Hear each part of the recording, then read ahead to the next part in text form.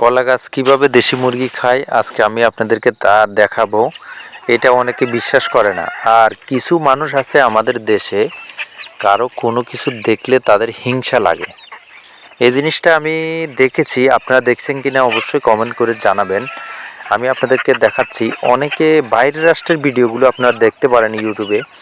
তারা কিন্তু কলা গাছ মেশিনে কেটে তারপরে খাবার দেয়। আমি কিন্তু ওভাবে, আমার মেশিন নাই, আমি নিজের হাতে কেটে দিচ্ছি।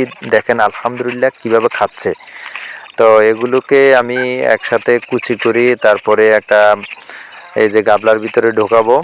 ঢোকানোর পরে তাদেরকে আমি ভুসি দিলাম, যেটা ধানের কুড়া, তারপরে হলো গমের ভুসি। এই দুইটা জিনিস মিক্স করে, আর ভাতের মার দিতে পারেন, চাইলে পানিও দিতে পারেন, কোনো সমস্যা নাই। আলহামদুলিল্লাহ দেওয়ার পরে মিক্স করে দিলাম। লবণ দিতে পারেন, লবণ দিলে ভালো। কিন্তু আমার দেশি মুরগিগুলো আমি যখন আমার আগের খামার থেকে অন্য জায়গাতে আমাদের পুরান বাড়িতে নিয়ে আসছি, এখানে ঘাস নেই, তাই আমি চিন্তা করলাম এগুলোকে এই খাবারগুলো দিলে অনেক ভালো হবে। আর সাথে খাবারের দামও অনেক বেশি। খাদ্য না দিয়ে এই খাবারগুলো দেওয়া যায় মোটামুটি। আপনারা অবশ্যই চেষ্টা করতে পারেন, তাহলে দেখেন আপনাদের মুরগিগুলো অনেক সুস্থ থাকবে, ভালো থাকবে। আর আমার জন্য সবাই দোয়া করবেন।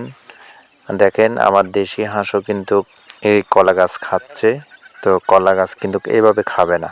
আপনার খাওয়ার নিয়ম অবশ্যই দেখেছেন, এভাবে আপনারা চাইলে দিতে পারেন, কোনো সমস্যা নাই। কলা গাছ খেলে কোনো সমস্যা হবে না। তবে কলার পাতা যেটা, ওটা একবারে ভালো করে কুচি করতে হবে, না হলে সিদ্ধ করে দিতে হবে। পাতাটা খায় না, পাতাটা ওভাবে দিলে ভালো হয়। আর চীনা হাঁসে তো সব কিছু খায়, এটা আপনারা অনেকে জানেন। চীনা হাঁসের কোনো সমস্যা হয় না, চীনা হাঁসের খাওয়ার খুব ভালো। দেখেন আস্তা যেটা আমি এটা দিচ্ছি কোনো ভুসি ছাড়া। এটা কিভাবে খায়, এটাও খায় আলহামদুলিল্লাহ, তবে এটার পরিমাণ একটু কম খায়।